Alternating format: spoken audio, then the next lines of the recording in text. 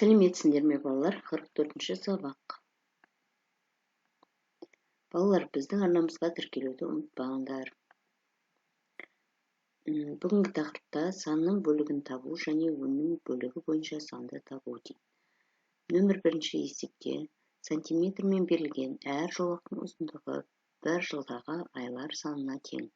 Әрбір жолақ бірдей қанша бөлікке бөлінген? Әрбір бөліктің ұзындығын өлшемей ақ бөлуге бола ма дейді. Әрине. Асында әрбір жолақ бізде ұзындығы 1 жылдағы айлар санына тең болса, онда барлығы бізде 12 сантиметр болады. 12 сантиметрді 2-ке бөлсек, 6 сантиметр болады екен. Әсінде 12 сантиметрді 3-ке бөлеміз. Ендеше есебіміз 4 сантиметр шығады. Бысында 12 сантиметрді 4-ке бөлеміз. Жауабы 3 сантиметр. Бысында 12 сантиметрді 6 бөлікке бөлінген, жауабы 2 сантиметр.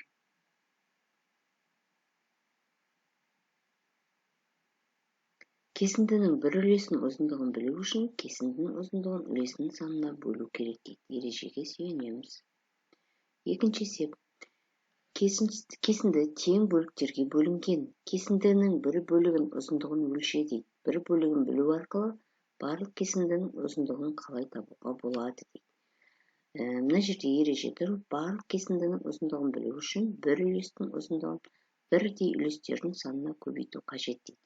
Яғни бірінші кесіндімізді сызғышпен өлшеу арқылы көбейтуге болады екен. Мына жерде А нұсқасында бірінші кесіндіміз 3 сантиметр болса, ендеше біз оны 3-те 2-ге көбейтеміз. Әсінде кесіндіміз 5 бөлікке бөлінген, әр бөлігіміз 2 сантиметрден болса, 2-ні 5-ке көбейтсек, 10 сантиметр шығады. Үшінші есепте қараөріктің ағашынан 20 килограмм жеміс жинап алынды. Ыдысқа жемістің жартысын 5-тен 1-ін, 4-тен 1-ін салғанда, әр ыдысқа қанша килограмм қараөрік болды дейді. Жалпы қараөріктің жалпы массасы 20 килограмм, салынды 2-тен 1 бөлік, 5-тен 1 бөлік, 4-тен 1 бөлік. Әр ыдыста қанша килограмм өрік болған анықтауымыз қажет. Шешуі 20 килограммды 20-ны 2-ке бөлеміз, жауабы 10 килограмм. Яғни ол 2-ден 1 бөлігі. 20 мен 5-тің бөліндісі 4 килограмм. Ол 5-тен 1 бөлігі болып саналады. 20 мен 4-тің бөліндісі 5 килограмм. Ол 4-тен 1 бөлігі болып саналады. Яғни жауабында жартысында 10 килограмм, жартысы 10 килограмм болады, 5-тен 1 бөлігінде 4 килограммды құрайды, 4-тен 1 бөлігінде 5 килограмм қараөрікті құрайды екен. Төртінші есеп. Астында бір қарбыздың массасы 8 килограмм, жарты қарбыздың массасы қаншаға тең дейді. Есепке назар аударамыз. Массалары бір қарбыздың массасы 8 килограмм болса, қарбыздың 2-ден 1 бөлігі бізде белгісіз. Ол үшін 8 бен 2-ні бөлеміз, жауабы 4 килограмм болады. Яғни қарбыздың 2-ден 1 бөлігі 4 килограммға тең болады екен. Әсінде жарты қарбыздың массасы 4 килограмм, қарбыздың барлық массасы қаншаға тең дейді. Қарбыздың 2-ден 1 бөлігі 4 килограмм болса, бір қарбыздың массасы белгісіз. Ендеше 2 мен 4-ті көбейту арқылы бір қарбыздың массасы 8 килограмм шығады екен. Келесі 5-ші есеп. Астында бір жәшік алманың 4-тен 1 бөлігі 4 килограмм тартады. Жеміс толы жәшікте неше килограмм алма бар дейді. Бір жәшіктің 4-тен 1 бөлігі 4 килограмм болса, бір жәшікте белгісіз массасы. Ендеше біз 4 пен 4-ті көбейту арқылы бір жәшіктегі алманың массасын табамыз. Жауабы 16 килограмм екен. Әсінде бір жәшікте 16 килограмм алма бар. Оның 4-тен 1 бөлігінен бәліш пісірді. Бәліш пісіру үшін неше килограмм алма пайдаланылды? Бір жәшікте 16 килограмм алма бар шешуі шартында 4-тен 1 бөлігінен алмадан бәліш пісірді. Енді бәліштің салмағын табу үшін біз 16 килограммды 4-ке бөлеміз, 4 килограмм шықты. Бәліш пісіру үшін 4 килограмм алма пайдаланылды. Бысында осыған ұқсас есеп құрастыр. Себетте 12 килограмм алма болды деп баста дейді. Ендеше бір себетте 12 килограмм алма бар. Сатылды 3-тен 1 бөлігі. Қалды қанша килограмм? Ендеше 12-ні 3-ке бөлсек 4 килограмм сатылғаны. 12 мен 4-ті азайтсақ 8 килограмм қалады. Ендеше қалғаны 8 килограмм алма. 6-шы есепті шығар, кері есептер құрастырып, оларды шығар дейді.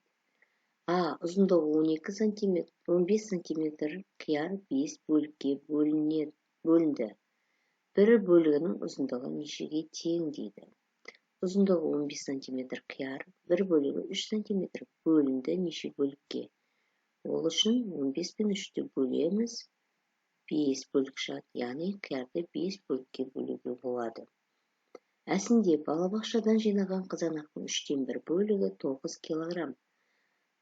Бақшадан жиналған қызанақтың 3-тен 1 бөлігі 9 килограмм.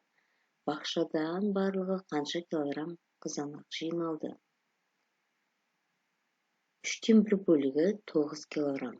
Барлығы қанша деп тұр. Ендеше біз 3 пен 9-ды көбейту арқылы білеміз. Сонда жалпы барлығы 27 килограмм қызанақ жиналды. Барлығы екенін таптық. 3-тен 1 бөлігі қанша килограмм деп тұр. Бұл жерде 27 мен 3-ті бөлу арқылы 9 килограмм. Яғни бастапқы бізде 3-тен 1 бөлігі 9 килограмм екенін айтқан болатын. Соны дәлелдедік. 7-ші есеп.